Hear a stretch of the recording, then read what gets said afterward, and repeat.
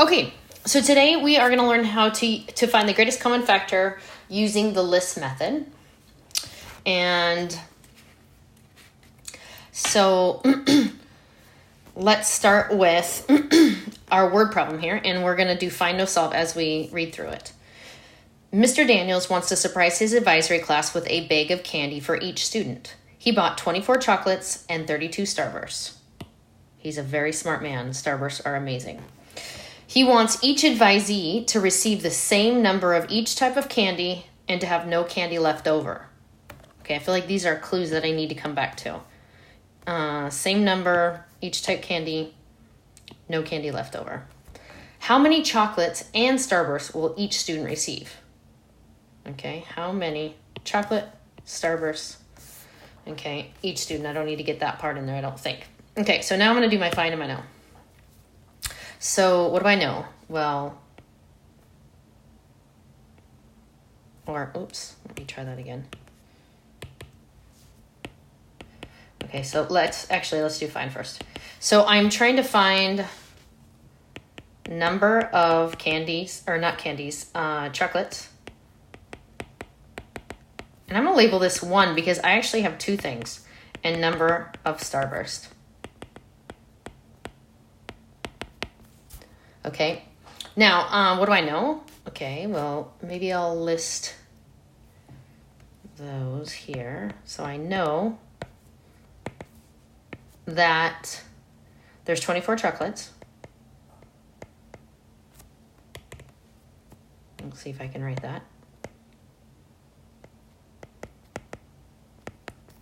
And then I know that there's 32 Starbursts. Okay. And, okay, this is important. We need same number of chocolates and Starburst in each bag. Okay, and no leftover. Okay, so notice that when I did find a note that I wrote down the smallest bits of information I could. I used the number sign, by the way. That's not just hashtag. Old school, it was a number sign. So now, okay, so basically I need to find what the greatest common factor between 24 and 32 is. And if you think about it, a factor I think about like a factor being like facts that make up a story. Factors make up a number. So, for example, 24, factors of 24 is like I'm asking myself, what times what equals 24? Well, I like to use the list method and be very organized in the way that I do it so I don't leave any factors out. So the first thing I'm going to say is, can 1 go into it? Yes, it can. And I'm going to say 1, and then I'm going to put 24 way over here because I'm not sure how many factors I'm going to have. Okay, and these two are a pair. Okay, then I'm going to say 2 and 12. Notice I'm using commas to separate. Then 3 times 8 also gives me 24. 4 times 6. 5 doesn't work. And neither does 7. Okay, so now I've got my factors. I'm going to actually put little semicolons here so I know that I'm finding the factors of that. Okay, next I'm going to say 32.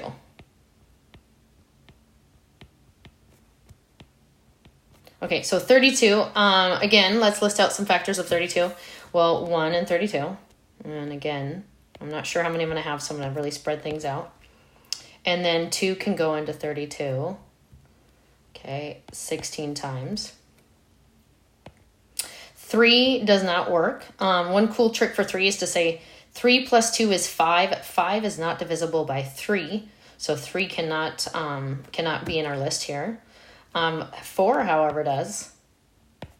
And so 4 and 8. Now 5, this has to end in a 0 or a 5 in order for it to be divisible by 5. So that doesn't work. And 6 does not work because 6 times 6 is 36. And that's not enough if we subtract 6 from that to get that back down to 32. Okay, so now that I've got a set list of, I'm going to get rid of my line there, a set list of factors, okay, I'm going to go back and so I need to figure out a common factor in this problem between these two because it's going to allow me to know how many bags I have, or bags that I can make, okay, and so what I want to do is I want to look for common factors, so I'm going to change my color here. So if I look, I've got 1 and 1, 2 and 2, 4 and 4, 8 and 8, and then that's it.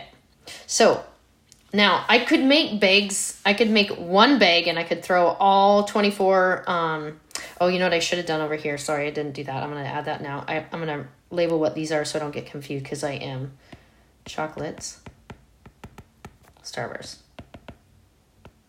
Okay, so I could put all of them in one bag, but probably I'm going to have a bunch of students fighting in their advisory class if that happens. I want to make the most bags possible because I'm finding the greatest common factor. And so in this case, 8 is the number of bags that I can make. So now let's think about this. I've got 8 bags. Okay, oops. 8 bags.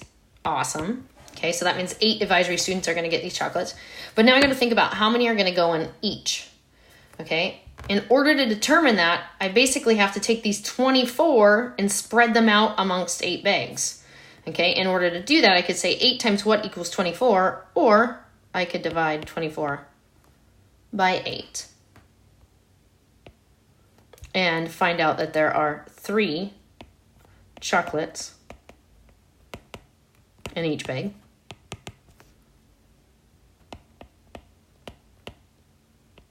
Okay, and then I could do the same thing here. If I have 8 bags and I've got 32 Starbursts, okay,